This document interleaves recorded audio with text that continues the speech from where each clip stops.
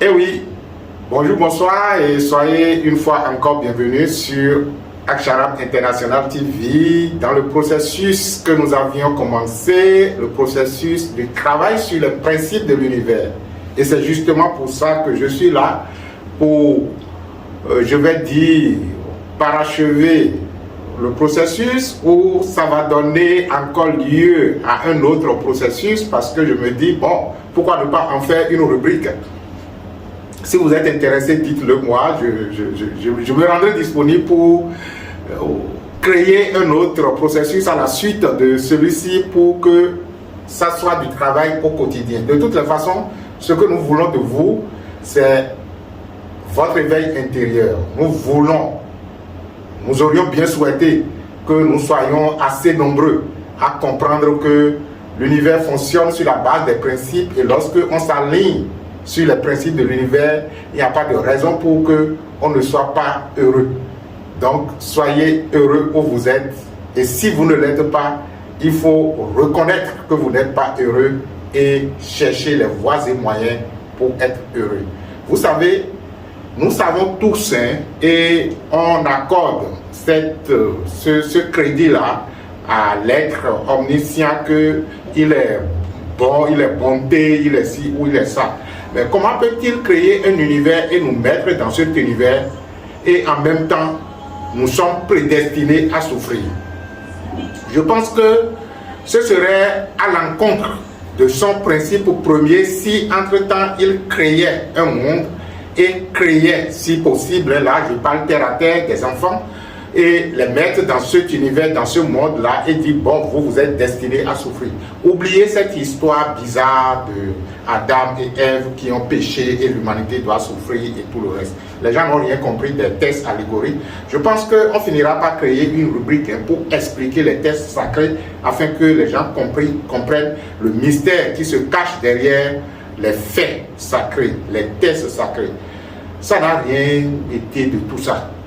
Parce que depuis longtemps, quand on a fouillé tout l'univers terrestre, on n'a pas trouvé l'endroit exact où se trouvait ce jardin, soi-disant d'Éden, où vivaient Adam et Ève et tout le reste. Oubliez ça. Laissez ça aux enfants. Revenons à notre processus. Alors, nous sommes donc au 7e principe de l'univers, 7e principe qui fait donc boucler la série des 7 principes que nous avons voulu mettre à votre disposition, sur lesquels nous aurions souhaité qu'un travail intérieur soit fait. Faire un travail intérieur à partir des principes répond aux caractéristiques de l'ère que nous traversons maintenant, ce qu'on appelle l'ère du Verseau, l'ère de la communication, qui en fait est une ère d'éveil de conscience.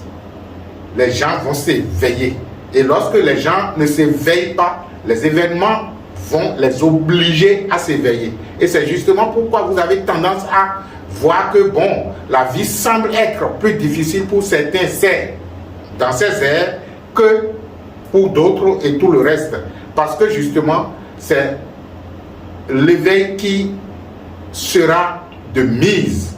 Et la vie va exiger cela de chaque individu. Chaque personne qui s'incarne, la vie va exiger de lui l'éveil à son être intérieur. Alors, nous sommes donc au 7e principe qui dit ceci. Le Créateur, les créations et les créatures sont un. Le Créateur, les créations et les créatures sont un. Vous voyez, lorsque vous analysez les 7 principes dont on parlait depuis le début de ce processus, vous allez comprendre qu'en fait, c'est comme si les principes s'emboîtent et s'engendrent. Et qu'un principe pourrait se retrouver dans un autre, parce qu'en fait, ce ne sont que des langages que nous utilisons pour pouvoir cerner l'incernable. Mais voilà qu'on s'est retrouvé dans un monde cerné et que nous voulons cerner l'incernable. Nous sommes obligés d'utiliser les moyens de ce monde cerné pour pouvoir donc nous donner une idée, nous donner une orientation à cet indescriptible, à cet incernable qu'on ne peut cerner, mais qui, naturellement, lorsqu'on lui accorde de l'attention, lui, si vous ne pouvez pas le cerner, lui, il vous cerne. Je me rappelle de cet exercice de méditation où le principe de l'exercice dit ceci: si vous ne pouvez pas cerner Dieu, laissez Dieu vous cerner.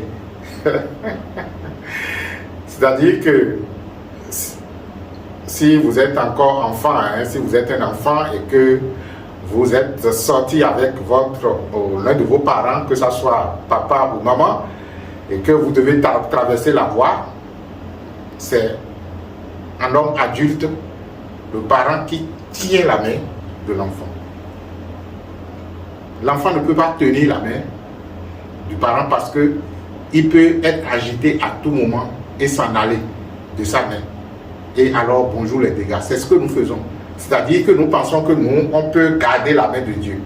Mais nous sommes très agités, nous sommes très inconscients, nous sommes très perturbés, très distraits, je vous l'ai dit, comme un enfant. Et à des moments donnés, nous lâchons la main de Dieu. Et alors, bonjour les dégâts, comme un enfant qui lâche la main de ses parents dans un trafic bien accéléré. Alors, l'idéal serait de donner la permission à Dieu de serrer votre main, de tenir votre main, parce que vous reconnaissez tout simplement que vous ne pouvez pas tenir. D'ailleurs, sa main est tellement grande que vous ne pouvez en tenir qu'une partie. Et lorsque vous en tenez une partie, distrait, vous lâchez également la petite partie que vous tenez. Mais si lui, la réalité unique dont nous parlons, vous serre avec sa gigantesque main et puissante main, vous pouvez vous aller. Donc donnez cette autorisation. C'est juste une allégorie, hein, si ça vous a fait plaisir et que ça a aéré votre mental, c'est bien. Je reviens au principe qui dit: le Créateur, les créations et les créatures sont un. Lorsque vous comprenez de tels principes, vous n'avez pas besoin d'aller chercher Dieu. Il n'a jamais dit de le chercher. Lorsque vous vous mettez à le chercher, justement, c'est que vous l'avez déjà perdu. C'est parce que votre conscience dit que vous l'avez perdu que vous vous êtes mis à le chercher. Alors, ce septième principe de l'univers, qui en fait est le principe du dernier chakra de la série des 7 chakras, dit: le Créateur, les créations et les créatures sont un. C'est pourquoi nous...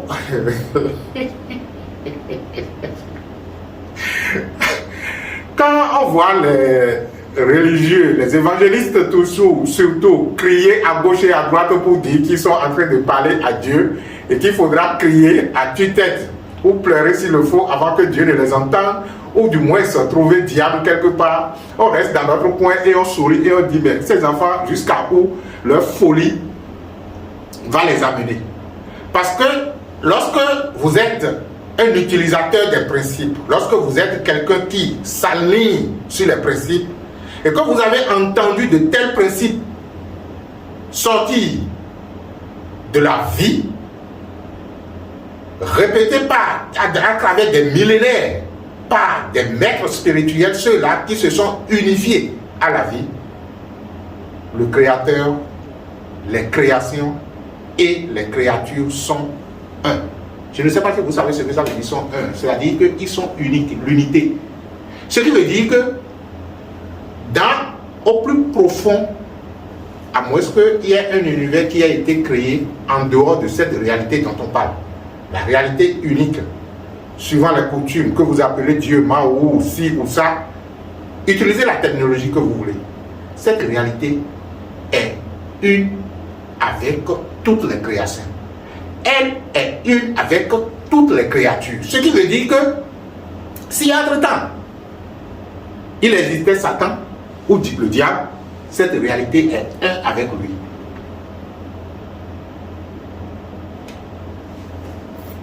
Ça vous dit quelque chose? J'ai marqué ce silence pour que vous compreniez que le silence même est l'unité.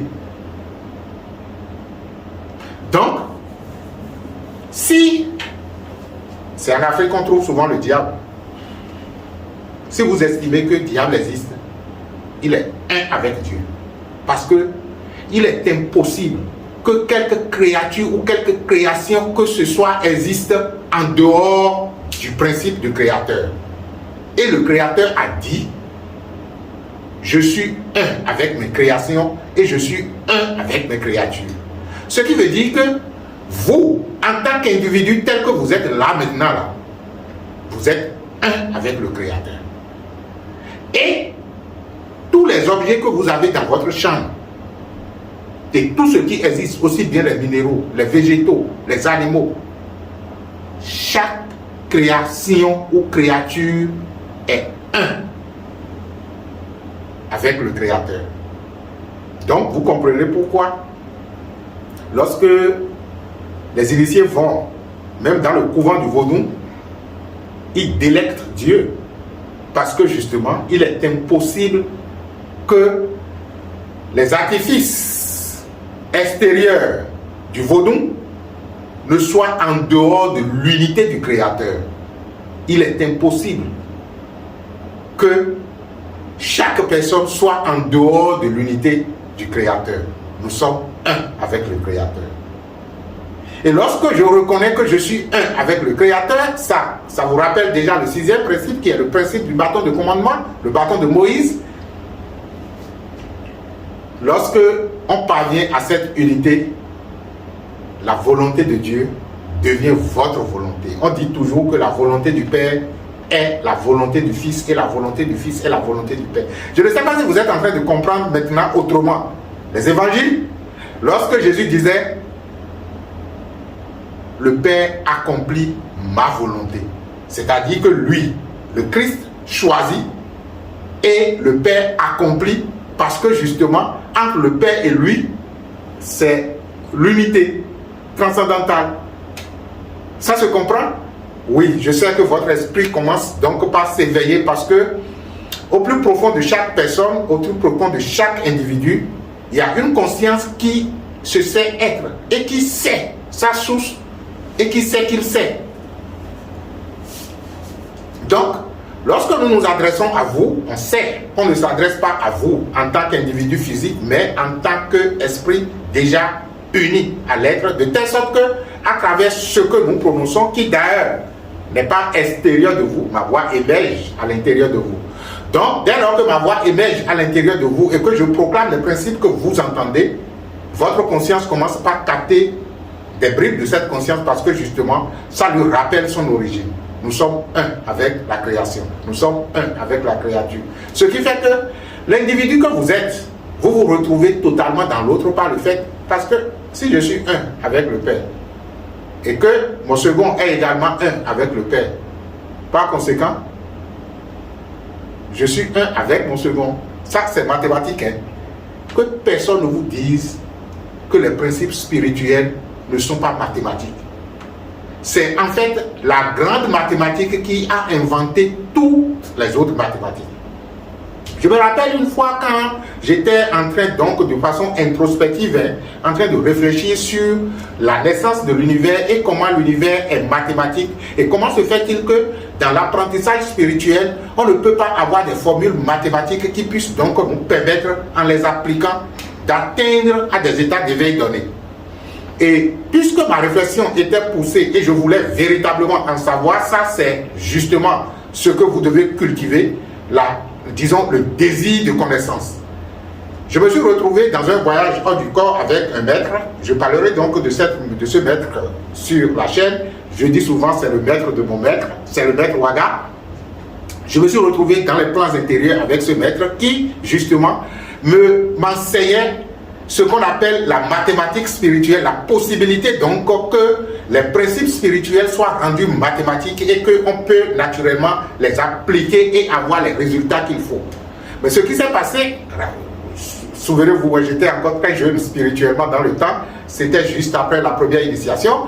Donc, le maître m'a amené sur un plan, et sur ce plan, en fait, on étudiait la mathématique spirituelle. Mais ce que j'ai constaté, c'est que la vibration de ce plan est tellement intense que je ne pouvais pas y rester pendant longtemps parce que je supposais donc, après l'expérience, que mes corps intérieurs n'étaient pas encore suffisamment préparés pour siéger à de telles places.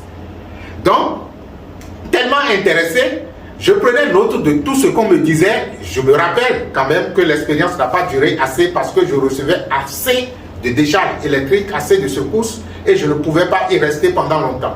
Donc l'expérience a été de courte durée Et je me suis réveillé brusquement avec cette décharge électrique. Ben, au réveil, j'ai constaté que j'ai tout simplement tout oublié.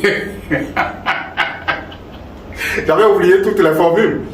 J'en discutais après avec mon instructeur, M. Gosson, qui me disait en fait, c'était déjà une possibilité que tu sois en contact, une très belle opportunité que tu sois en contact avec de telles fréquences, parce que si tu te regardes, tu vas constater qu'au fur et à mesure de ton développement spirituel, il y a une certaine rigueur dans la clarification des choses, dans la compréhension des choses, et que le maître installait en moi dans le temps l'énergie donc de la rigueur spirituelle, de la rigueur, de la mathématique spirituelle, de la logique spirituelle. Donc, par la suite, dans un certain cours, nous avons étudié la mathématique occulte et tout ça me rappelait donc que les principes peuvent être mathématisés. Les principes spirituels sont mathématiques. Et lorsque nous disons de ce principe, le septième principe de l'univers physique qui dit le créateur, les créations et les créatures sont un, cela nous plonge dans l'être-té de Dieu. Cela nous plonge tout simplement à être l'être universel que nous sommes à travers l'individualité que nous sommes. Et le modus operandi justement de ce principe, l'application de ce principe dit tout simplement soyez. Soyez simplement. Voilà, donc je vous invite à être. Soyez tout simplement. Vous allez constater que si vous laissez la course initiée par votre mental à rechercher un bonheur qui n'existera jamais, que vous êtes tout simplement là où vous êtes. Et quand vous êtes tout simplement là où vous êtes en unité de Dieu, parce que justement, Dieu est la présence absolue. Et pour prendre conscience de l'être, il suffit tout simplement d'être présent, parce que lui, il a été d'abord la présence dans laquelle vous êtes présent. Donc, dès lors que vous reconnaissez que vous êtes présent où vous êtes, votre conscience s'unifie à la présence qui, naturellement, est la conscience consciente de l'être. Vous pouvez faire des pratiques, vous pouvez faire des méditations, vous pouvez faire des rituels, mais si tout ça, en arrière-plan, n'émerge pas d'une conscience de la présence dans laquelle vous êtes, vous ne pourrez véritablement pas capitaliser les acquis de votre méditation, les acquis de votre rituel et les acquis de la présence que vous êtes en train de faire. Alors, laissez le mental courir. Il est programmé pour faire cela. Mais vous, en tant que conscience, soyez. Et quand vous êtes un avec Dieu et Dieu est un avec vous. C'est la béatitude. Je vous remercie d'avoir été, disons, cohérent, d'avoir été logique, d'avoir été rigoureux, d'avoir été discipliné avec vous et d'avoir suivi avec intérêt ces 7 principes sur lesquels nous avons échangé et qui, naturellement, vous a transformé votre conscience. Je dis généralement, la meilleure façon de savoir si vous êtes en train de faire des progressions spirituelles, c'est de palper votre monde intérieur pour voir si les choses sont véritablement en train de bouger. Ne cherchez pas les améliorations physiques. Ne cherchez pas l'amélioration de votre condition physique d'abord. Vous comprendrez l'autre quand il disait « Cherchez le royaume des cieux et le reste vous sera donné par sur quoi ». Cette recherche du royaume des cieux ne veut pas dire « Vivez comme vous voulez ici et quand vous allez mourir, vous irez au ciel ». Ça veut dire tout simplement que pendant que vous êtes en incarnation, cherchez à comprendre le fonctionnement des principes et éveillez-vous par et à travers les principes et tout le reste vous sera accordé par surcroît. Je vous encourage donc à faire de ces capsules, des capsules d'études spirituelles, d'éveil de conscience. Répétez encore et encore la série ou donnez-vous la série, je vous dis le cycle de travail que vous voulez et vous allez constater que votre conscience va commencer par s'améliorer. Vous allez commencer par retrouver une certaine sérénité en vous. Vous allez commencer par retrouver une certaine paix en vous. Et c'est de cette paix, c'est de cette sérénité que le bonheur émerge, l'épanouissement va émerger. Merci à vous et que la bénédiction soit.